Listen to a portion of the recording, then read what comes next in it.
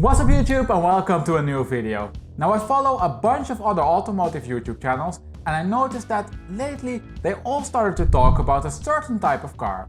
A car from the zeros. These cars are now more than 10 years old and might be the sweet spot for many petrolheads. Sports and supercars from this era can be quite reliable, have a decent performance, but are not constrained by the regulations which make current cars more boring. On top of that, depreciation for these cars is almost non-existent. But you need to budget a bit more for maintenance, of course. Now if all of this gets you excited, then a 911 997 Turbo might just be the car for you. Moreover, it might even have been a better place for your money than a bank account. And you guessed it, that is what we will find out in this video. I will namely show you how much turbo prices changed in the last year, and as always we will take a data-driven approach, so be prepared to crunch some numbers. Let's start with today's market so that we know what's what. After that we will figure out how much prices changed and how the depreciation curve changed. In this graph we have the model year on the horizontal axis and the price in US dollars on the vertical axis. We are then also looking at the US market. Now let me run you through some general numbers. In total there are 99 cars for sale and the average price is $87,000. And for this price you are most likely to get a car with 32,000 miles. Now when analyzing the turbo market, we need to consider a few things. First, the market consists out of two generations, the 997.1 and the 997.2. So let's have a look at that. Here we can see that there are slightly more cars of the older generation and that they also tend to be $15,000 cheaper. Now you can of course also split this market by roof type, and this reveals that supply for the coupes is way larger, as there are 82 coupes for sale and 17 cabriolets. Yet we still need to consider two additional splits. The first one is the split between the Turbo and Turbo S. This reveals that, of course, we only have S models in the latest generation. Moreover, within that generation, most of them are actually S models. Finally then, we need to have a look at the split between transmission types. This reveals that the automatic cars are the most popular ones. There are 70 of those for sale versus only 29 manuals. However, the majority of the automatics can be found in the 997.2 generation, as the Tiptronic was replaced by the PDK. Alright, you are now up to date on today's market. And that means that it's time to have a look at the price changes. However, before we do that, if you like this video, please support the channel by smashing that like button. Also don't forget that you can request an analysis. Simply comment the name of the car for which you would like to see an analysis down below in the comment section. Alright, the price changes. We start with a high level overview and then dive into the details.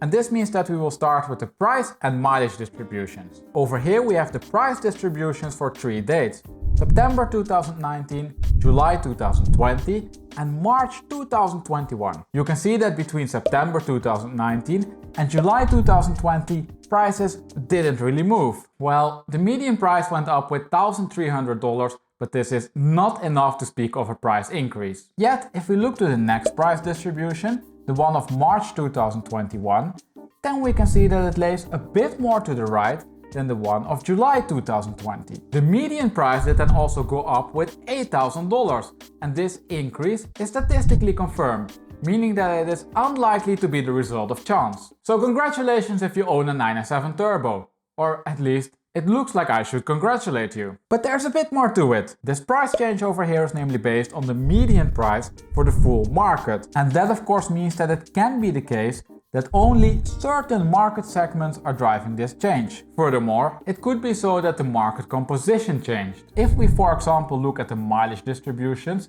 then we can see that the orange one, so the most recent one, lays on the left hand side of the other two. The median mileage in the current market is then also lower by 4,000 miles. And all of this means that we need to be more thorough here. We will then also investigate this price change from a mileage perspective, and where necessary, look at different market breakdowns. Now if you are a regular viewer of the channel, then you know that I usually also show you the price change from a model year perspective. But that we are not going to do in this video. It is namely so that within the 997.1 and 997.2 market, model year is no longer an important price driver, as mileage determines the price by 85%. Moreover, for some model years, the median mileage decreased over time instead of increased. And this would mean that the numbers are not based on a like-for-like comparison. But after all of those administrative messages, let's start to investigate the 997.1 market. The graph over here shows the median price development over time by mileage bucket. We have the market dates on the horizontal axis and the price on the vertical axis, and you can also see that each mileage category is displayed by a separate line. So what do we have here? Well, on average, prices went up by $7,000, and this increase is carried by the 3 lowest mileage buckets and is statistically confirmed. Yet, when we look to all of the 4th lowest buckets, then we can see a price increase between July 2020 and March 2021. It is then also this period in which prices increase the most,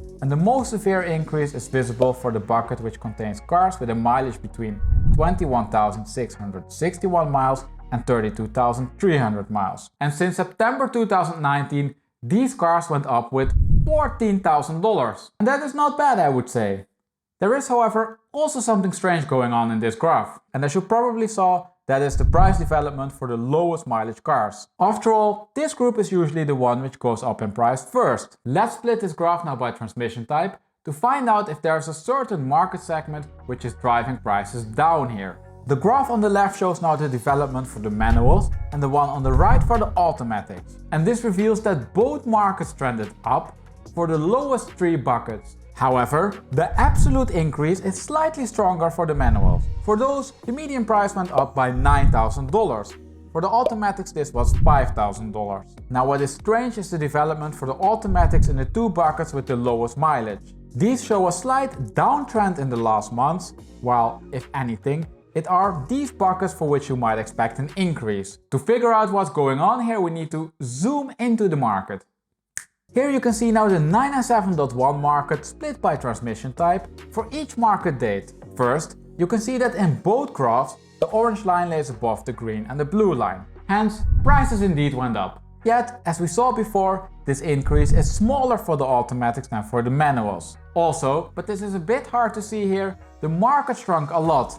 In September 2019, there were 106 cars for sale, and in July 2020 this increased to 117. However, in today's market we only have 60 cars for sale. And I do think then also that this explains why we see a decrease for the low mileage cars. You see, the first mileage bucket stretched from 0 to 14,000 miles, and this is a very tiny market segment.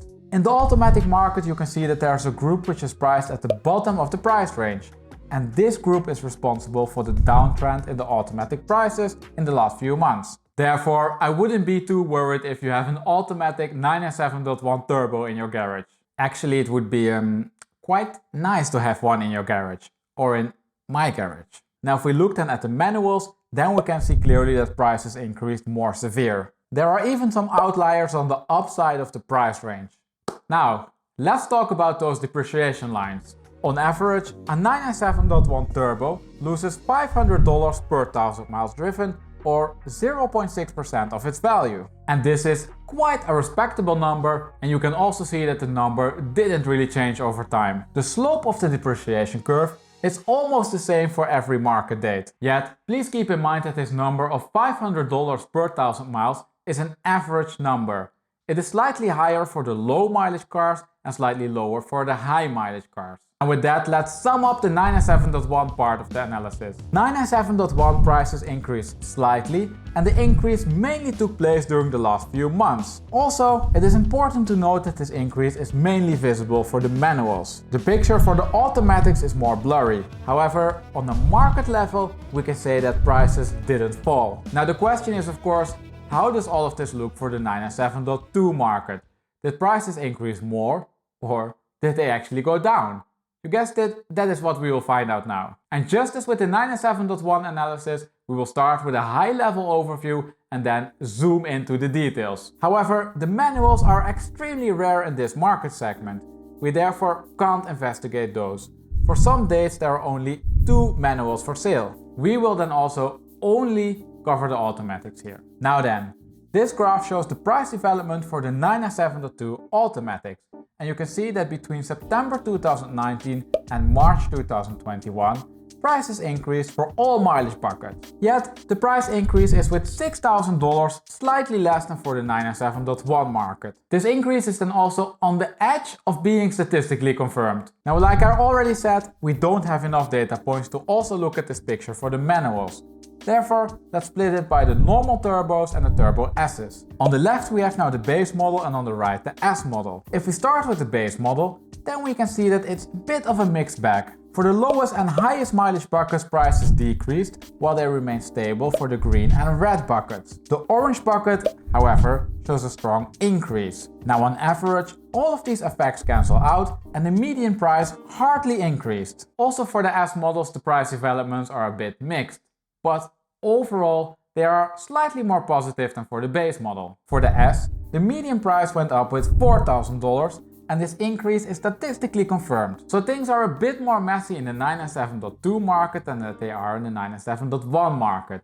And if we look at the mileage to price relationship, then we can see why. Over here you can see that we have again the mileage on the horizontal axis and the price on the vertical axis. On the left we have the base models and on the right the S models.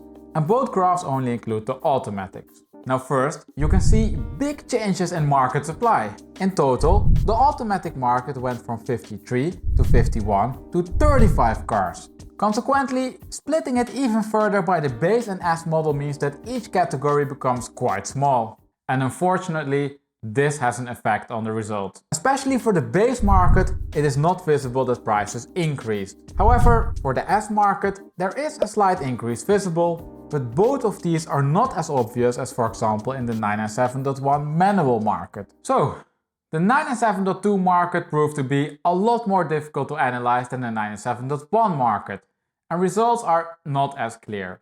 Let's have a look now at the auction results from Bring a Trailer to see if they can provide some clarity. Here we have now the time on the horizontal axis and the price on the vertical axis. And if you stare at this really long and tilt your head a bit, you can see a slight uptrend in the market. Yet, just as the results from the analysis, it is a bit of a mixed bag. We can see that the bottom of the market seems solid. In 2018 this was around $50,000 and now it seems to have moved up slightly to the high 50s. Now at the top end of the price range the movements are larger. Recently, some even topped $120,000. And these are both 997.2 manuals. Also the other car in this area are by the way manuals. And with that let's wrap up and conclude. So, the 997 Turbo. Without a doubt it's a car with a huge fan base. And perhaps that's also reflected in the prices. They have been very stable over the last 1.5 years and in that sense quite a good place for your money. But like we saw in this video, it is difficult to say that prices really went up for all cars. It is only for the manual market that we could see a clear price increase of $9,000. And this increase is of course more than enough to offset any value decrease resulting from the miles you put on it. For the automatics the picture is more blurry. Nevertheless, it might be so that the price movements are so small that it is simply difficult to pick up on them. After all, if prices only increase incrementally, it is difficult to determine if the increase is the result of chance or that you're dealing with an actual price increase.